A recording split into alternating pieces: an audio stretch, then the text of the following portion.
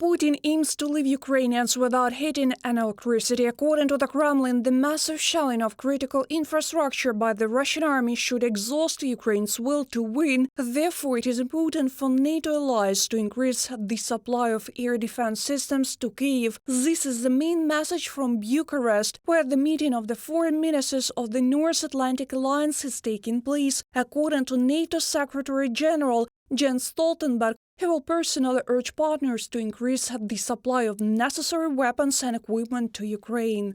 President Putin is failing in his brutal war of aggression.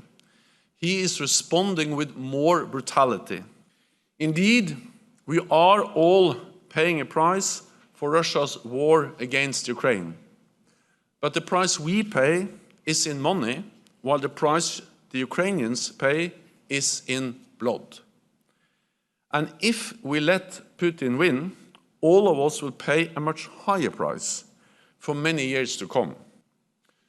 So our message from Bucharest is that NATO will continue to stand with Ukraine for as long as it takes. We will not back down. On the eve of the NATO meeting, the foreign ministers of Lithuania, Latvia, Estonia, Finland, Sweden, Norway and Iceland arrived in Kyiv. They met with the Prime Minister of Ukraine, Denis Shmyhal, discussed the strengthening of anti-Russian sanctions, the reconstruction of energy infrastructure and the strengthening of military support. My message is steadfast. Ukraine has to win this war and Russia has to lose this war. And this means for NATO countries a must to ramp up military support. That Ukrainians need to have a chance to protect the most important civilian infrastructure that they have. So they need air defense, missile defense, everything that we have needs to be shipped right away. Allies underlined that the alliance is not a party in hostilities, but support for Ukraine is a matter of principle for NATO, because if the aggressor is allowed to win the war, sustainable peace can be forgotten.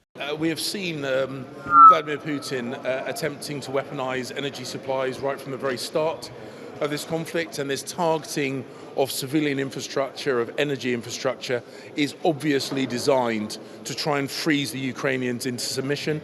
I don't think it will be successful. In fact, I know it won't be successful because they've shown a huge amount of resilience, and we will continue to support them through these difficult months.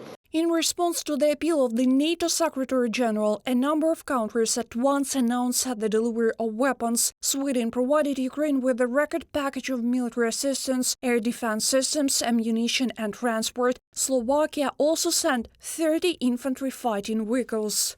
Allies call Russian missile strikes on critical infrastructure a form of terror. Aggression of Russia continues and continues in the most horrendous way we can imagine. Russia broke all the principles of international law, all the principles we could have imagined before. All China was broken in this glass shop. And we have to face it. We have to support Ukraine morally, financially, militarily, so they can justly defend their own sovereignty and territorial integrity. Talking not about what is needed, but about the timing of deliveries. The Minister of Foreign Affairs of Ukraine, Dmytro Kuleba, arrived for a meeting with his NATO colleagues. He said that military assistance and support for the Ukrainian energy industry are now equally important. The head of the Ukrainian diplomacy came to negotiate about deliveries of Patriot air defense systems in order to protect Ukraine from Russian missiles. We cannot waste a minute while someone is thinking about which generator or transformer to send and which way. People in Ukraine are freezing without electricity, without heating, without water, as a result of missile strikes by the Russian Federation. It is time for action, not talk. Of course, supplying Ukraine with air defense systems is also an assistance to our energy security. My two key words in this meeting are Patriots and transformers. At the end of the first day of the meeting, the allies agreed to intensify the supply of weapons, in particular air defense systems, to Ukraine. The alliance also wants to help Kyiv to restore destroyed infrastructure. And after victory in the war, Ukraine will be able to join NATO. This was stated by Jens Stoltenberg, the Secretary General of the alliance. He expects that allies to confirm the open door policy. Reported by Ksenia Buhai, Ksenia Barvinenko, UATV News.